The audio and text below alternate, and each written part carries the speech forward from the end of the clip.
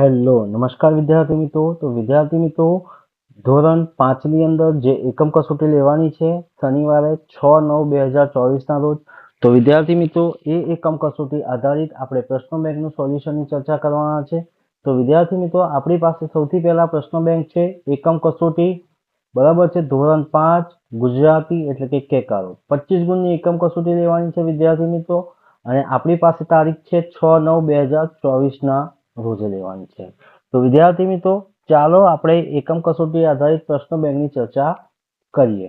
તો સૌથી પહેલા છે નીચે આપેલા ફકરામાંથી ખોટા શબ્દો શોધી ફકરો ફરીથી લખો। તો વિદ્યાર્થી મિત્રો અહીંયા તમને ફકરો આપ્યો છે। અત્યારે ગુજરાતીનો તાસ છું। અમે પહેલું એકમ ભણીએ છીએ, અમારે એક પ્રવૃત્તિ કરીએ છે। આ પ્રવૃત્તિ ખૂબ સહેલું છે, મને તે તરત આવડી ગયું। હું મજા પડી ગઈ। મને તે પ્રવૃત્તિ 3 મિનિટમાં પૂરી થઈ ગઈ। તે પછી મેં જાતે એવું ખોટું વાક્ય બનાવ્યું। ખોટો વાક્ય વાંચીને મને ખૂબ હસવું આવ્યું।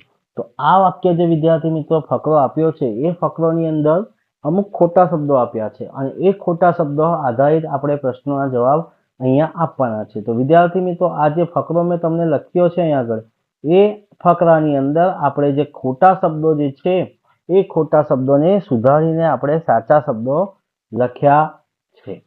તો અત્યારે ગુજરાતીનો તાસ છે, અમે પહેલા એકમ ભણીએ છીએ, અમે એક પ્રવૃત્તિ કરીએ છીએ। આ પ્રવૃત્તિ ખૂબ સહેલી છે, મને તે તરત આવડી ગઈ। મને મજા પડી ગઈ।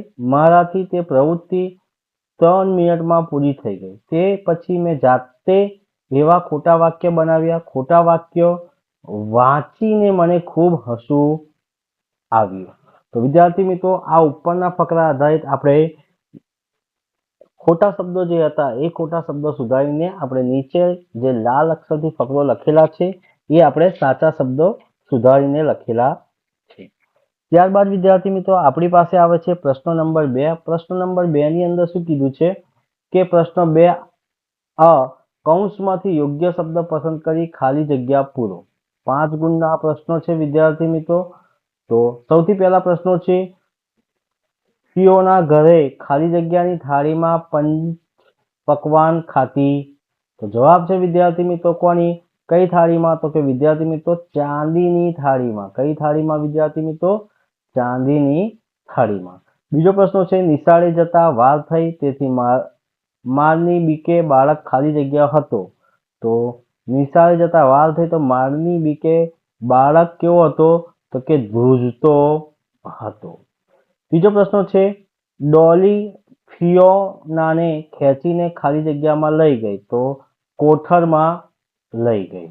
ચોથો પ્રશ્ન છે વરસાદ મોરના સુંદર ખાલી જગ્યા પીછા ભીજવી નાખે છે। તો વરસાદ મોરના સુંદર આંખોવાળા પીછા ભીજવી નાખે છે।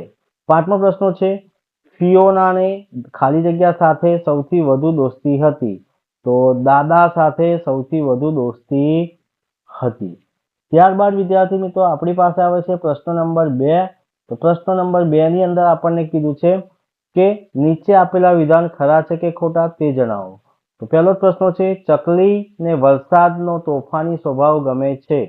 તો આપેલું વિધાન કેવું છે વિદ્યાર્થી મિત્રો, ખોટું છે। બીજો પ્રશ્ન છે ડોલી પર અને મલ મોટા પલંગમાં સૂતા હતા। તો આપેલું વિધાન પણ કેવું છે વિદ્યાર્થી મિત્રો, ખોટું છે।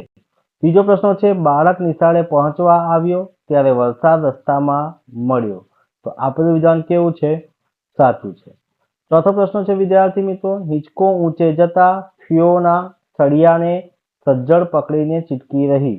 તો આપેલું વિધાન પણ કેવું છે, સાચું છે। પાંચમો પ્રશ્ન છે વરસાદ બાળકનું દુઃખ જોઈ મોઢેથી હસે છે અને આંખોથી રૂવે છે। તો આપેલું વિધાન કેવું છે, સાચું છે। ત્યારબાદ વિદ્યાર્થી મિત્રો આપણી પાસે આવે છે પ્રશ્ન નંબર 3। પ્રશ્ન નંબર 3 ની અંદર શું કીધું છે કે નીચેના પ્રશ્નોના એક એક વાક્યમાં ઉત્તર લખો, ગમે તે 5। પહેલો પ્રશ્ન છે ડોલીની સૌથી નાની બહેન ક્યાં હતી? તો ડોલીની સૌથી નાની બહેન ઘોડિયામાં હતી। બીજા નંબરનો પ્રશ્ન છે બાળકે વરસાદને ક્યારે બોલાવ્યો? વરસાદ ક્યારે આવ્યો? તો બાળકે વરસાદને બપોરે બોલાવ્યો હતો પણ વરસાદ સવારે આવ્યો। ત્રીજો પ્રશ્ન છે કોઠરમાં ફિયોના કેમ બૂમ પાડી ઉઠી? તો કોઠારમાં ફિયોનાના પગ પરથી કંઈક સરકી ગયું, તેથી તે બી ગઈ અને બૂમ પાડી ઉઠી. ચોથો પ્રશ્ન છે, બાળક સાથી ધ્રુજતો હતો? તો જવાબ છે વિદ્યાર્થી મિત્રો, બાળક નિશાળે જતા વાર થઈ, તેથી મહેતાજીના મારની બીકે ધ્રુજતો હતો. પાંચમો પ્રશ્ન છે, ફિયોના ઘરની બહાર કેવી રીતે નીકળી?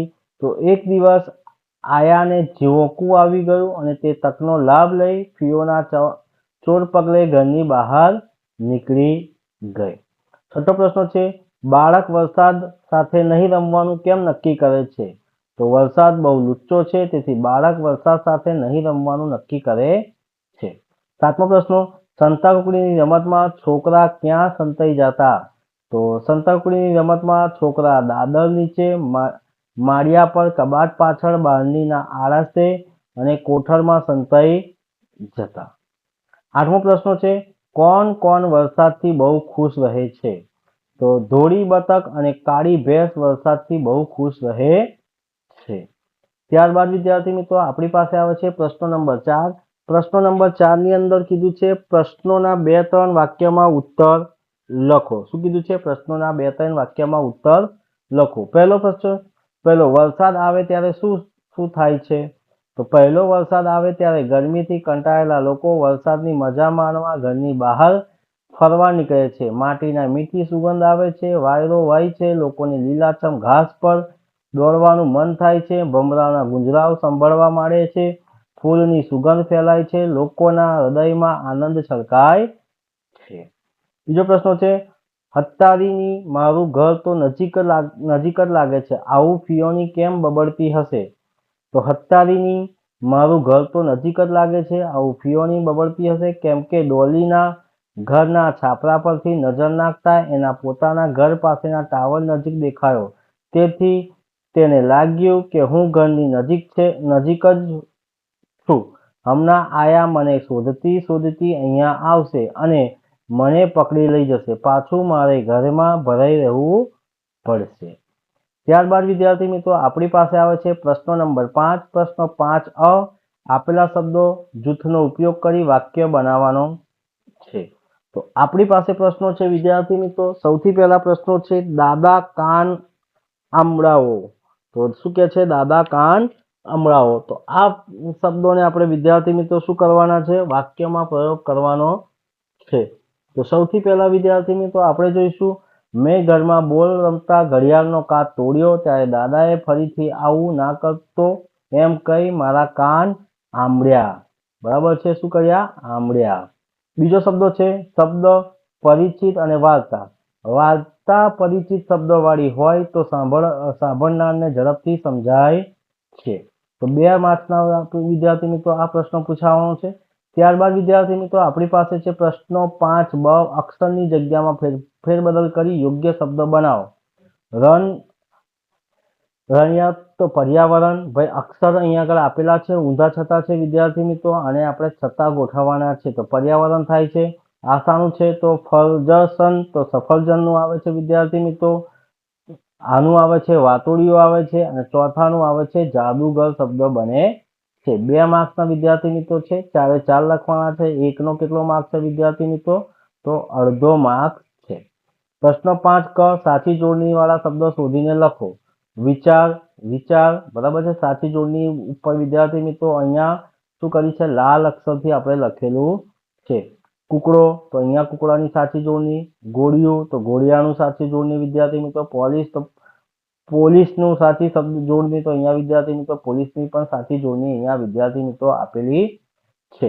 તો વિદ્યાર્થી મિત્રો આ હતું ધોરણ 5, વિષય છે ગુજરાતી, જે કેકારો કહેવામાં આવે છે. એની આપણે તારીખ 6/9/2024 એટલે કે શનિવારે જે એકમ કસોટી લેવાની છે એ એકમ કસોટી આધારિત આપણે પ્રશ્ન બેંકનું સોલ્યુશન કરીએ. તો વિદ્યાર્થી મિત્રો આ વિડીયો તમને ગમ્યો હોય તો લાઈક કરજો, શેર કરજો અને કમેન્ટ કરજો, અને જો ચેનલને સબસ્ક્રાઇબ ના કરી હોય તો સબસ્ક્રાઇબ કરવાનું પણ ભૂલતા નહીં. જય હિન્દ, જય ભારત.